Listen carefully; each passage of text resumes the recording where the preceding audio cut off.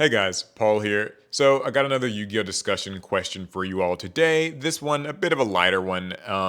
It's what comes to mind for you when you think of max rarity for your favorite Yu-Gi-Oh deck? So for a little bit of background and context, I typically just build Yu-Gi-Oh decks kind of however I can get them. I don't really care that much about what rarity a card is, and in fact, if I can get it in the lowest possible rarity, then that usually saves me money and time, and I can just kind of play it like that.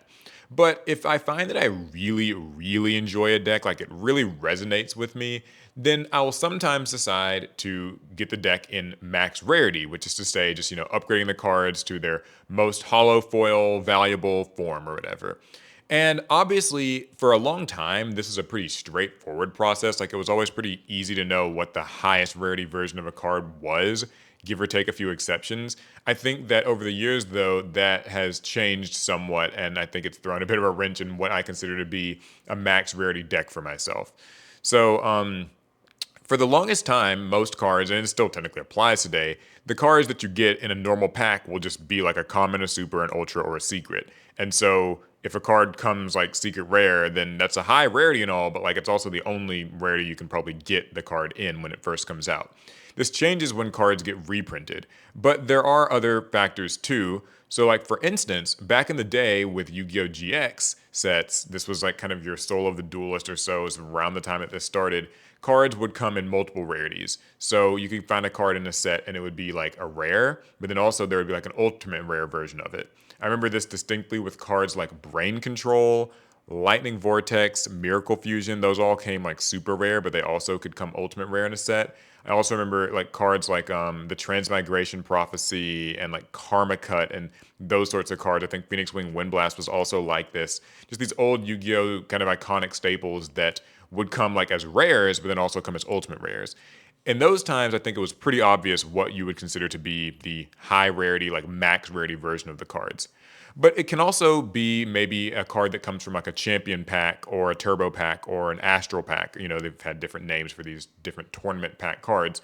For instance, I know that Book of Moon and cards like Pyramid Turtle and stuff, for Edison players, you'll remember these cards because they come in super rare printings, and those are easily considered to be like the high rarity version of the card. Even though super rare is technically like normally seen as a lower printing of a card than like an ultra or a secret, you would prefer to get the super rare one because there is a certain amount of like skill and prestige associated with owning this copy of like the, tournament pack Pyramid Turtle, even if it was only super rare. So there was that factor to throw into the mix. There also are things like ghost rare cards, which kind of just automatically, those were very, very hard to pull. It was like one in two cases or something like that, one in 1.5 cases. So getting like a ghost rare honest would obviously be like way better than getting a secret rare honest, which is already, of course, going to be like hard enough to get. So ghost rares, especially like ghost rare Black Rose Dragon, ghost rare Stardust Dragon, those really stand out to me as like high rarity picks where if you wanted to like max out your deck, that's just the de facto highest rarity that you could get for these cards. Now, I think where things began to change for me personally was when they took Ultimate Rares out of mainline packs and put them eventually into OTS packs. So for a long time, I think that OTS Ultimate Rares still pretty much got the title of being like the highest rarity version of a thing that you could get. So like an ultimate rare copy of the OTS pack Zeus or Abyss Dweller, or I remember like a deck I really liked was Mermails. There was like ultimate rare Atlantean Dragoons, I think. That was like a really high rarity version of the card. Ultimate rare Forbidden Droplets and all of these sorts of cards. They were easily considered just like the blingiest version of the card, especially because like new age ultimate rares look really nice. They even have like the ultimate rare border and stuff. And so that was really cool. I think where it's gotten really mixed up now, though, is because there are still even more rarities that have been introduced. There's like prismatic variations and stuff. There's the new collector's rares, kind of weird one-time rarities like the Pharaoh's rare from what was that King's Court. But also there are the rarity collection products, which basically reprint cards in a lot of different rarities. And rarity collection is great for this. It means that you can get a card in like, super rare, ultra rare, also these kind of offshoot versions of existing rarities. Like there's prismatic collector's rare and also like prismatic ultimate rare and stuff like that. Prismatic maybe like platinum or secret rare. There's a lot of those. I think that this is all very good and well. I'm going to explain where I kind of like my personal flow chart for this stuff, and then I want to hear about like what they are for other people. So for me, I typically value I think I am more interested in what is the hardest version of a card to get as opposed to maybe what has the most foil on it. So for me, QCRs have not really ever done it for me. Even though they are very like flashy, they don't actually like that part doesn't speak to me as much because they've done a lot of QCRs. So typically, if I have the choice between a QCR and like maybe an ultimate rare, I'll usually still default to the ultimate rare card. An example of this for me recently has been Low, the Prayers of the Voiceless Voice. I really like the Voiceless Voice deck, so I decided maybe I'll try to like slowly kind of max out the rarity of the deck. I'm really nowhere close to completing it, by the way. But so low comes QCR and it also comes ultimate rare in the OTS pack like 26 or 27 or something like that. And I was a little bit confused when I actually saw that a lot of OTS Ultimate Rares have gone down in price. They're not really seen as particularly valuable. Some of the older ones are still really high, but most of the last few packs just they haven't really had much of a price tag to them. And for me, it's not so much that the price tag dictates what is max rarity, but I do think that there's like certainly prestige associated with the price of a card and stuff. So when I got my Ultimate Rare lows on TCG Player for like $11 each, I was pretty happy because I like Ultimate Rare and I think that it looks nice. But then I realized like QCR lows are like 40 or $50, and it got me thinking like, so I guess is the QCR version of it actually the highest rarity, like max rarity version of it, or is it the Ultimate Rare? Because I mean, I guess like they're both pretty hard to get, but I do think that technically it's harder to get a QCR low than it is to get a an ultimate rare low from an OTS pack. Like I think the pull rates. I mean, it's hard to compare. It's not really apples to apples, but so that's a little bit of a weird thing. There are also certain rarities that, as I mentioned before, they're similar to an existing rarity, but like they might feel a bit cheapened in my eyes. So that's kind of where like I really love collector's rares, for instance. I've been maxing out my Vanquish Soul deck, and I've been trying to get all the cards in their original Wild Survivors collector's rare printings for like Rosin, Heavy Borger, Stake Your Soul, Caesar Valius, all of those, Mad Love as well.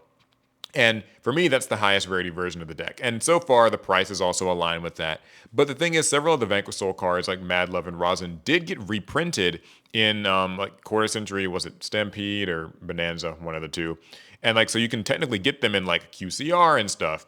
But the price tags aren't as high. And also because they come in like rarity collection, I kind of find them like a little bit cheapened. Like they even have that like prismatic collector's rare, but prismatic collector's rare is not the same as collector's rare. I think collector's rare looks nicer to me, and it doesn't have kind of that weird extra just democratized feel to it. And I get that that's totally subjective. This is not something that's going to apply to every person, but yeah, for me, I want original printing, original high printings of cards take precedence over like later reprints in the same rarity. And so that's where like these rarity collection sets have kind of like thrown a wrench in a lot of my plans because they will print stuff in like a higher rarity or like the same rarity. And Tins have also kind of been doing this lately that exists already, but like they don't feel as exclusive. And to be clear, this isn't to say I should probably have said this off the bat, this isn't a matter of like card accessibility. I know like sometimes people argue like that, you know, like it's bad that they're reprinting these things and these tins and this certain rarity because it's like hurting the collectors. I'm not actually talking about that. I think that the card should be reprinted for everybody to get. Give people as many imperms and ashes and staples as they can possibly have. I'm just talking about in the niche scenario that you are trying to max out the rarity of your deck, specifically like with the one single highest rarity of each card that you deem worthy. I don't like when it gets like mixed up like that. That's all I'm saying. So like right now, another thing that's kind of been a little bit weird is like where do you rank things like Pharaoh's Rare? That was something that was in King's Court, and I think it was like also done one more time in Magnificent Mavens and then never again. So there aren't really that many cards that come in Pharaoh's Rare, so like that one's just sort of awkward. I'm not really sure like what to say about it. Like I guess I don't really consider that to be like a max rarity version of a thing, but I haven't played any decks that have cards specifically in Pharaoh's Rare, so maybe that's why I'm like a little bit biased against it. Another thing is Ghost Rare. I feel like that one's taken on a weird identity because for a long time having a Ghost Rare Honest or something was just that's the de facto highest rarity for something. Like Ghost Rares were really tough to pull, and there really were only so many of them. But then when they made Ghost from the Past and Ghost from the Past 2, the Second Haunting or whatever it's called, I feel like there's something different about those Ghost Rares. They're just not the same. Like they're hard to get, but they're not as hard to get as ghost rares were originally. And they also do kind of have the new printing style that Yu-Gi-Oh cards have, and that's another thing I guess I should probably talk about too. Is like new printing versus old printing is something that's another subjective one, but like I tend to gravitate towards high rarity old printings of a card versus high rarity new printings of a card. Like a legacy means a lot to me, especially like when I talk about printing, I don't just mean like literally the date that it was printed, but like there was a distinct period of time where like the card borders and card frames and stuff on Yu-Gi-Oh cards literally looked different. If you look at cards before, I think it was like 2017, you'll notice that like the frame around like where the card's title is sharpened and focused now, whereas like an old card, it's kind of more of like a blurry look that makes the card frame feel like more like an old scroll or something. I wish I had an example here, but you can like look up a new copy of Effect Veiler versus like the original copy of Effect Veiler. That might be a good way to see it. And yeah, like for me, I kind of prefer that old Yu-Gi-Oh card look. It's also why I like that they've been reprinting these retro packs because they kind of will do that old like Yu-Gi-Oh printing style, and I really like that. So like to me, that's something that factors in. I feel like was there anything else I was going to mention? I guess that's pretty much it. I like max rating out specific decks that I really enjoy. It's sometimes hard because the prices are high, but it's something that I like to do when a deck has just really stuck with me. And so what I want to know for you guys is what dictates the highest rarity version of a card. In fact, here's one specific card that I am like really torn between right now, and that's Infinite Impermanence.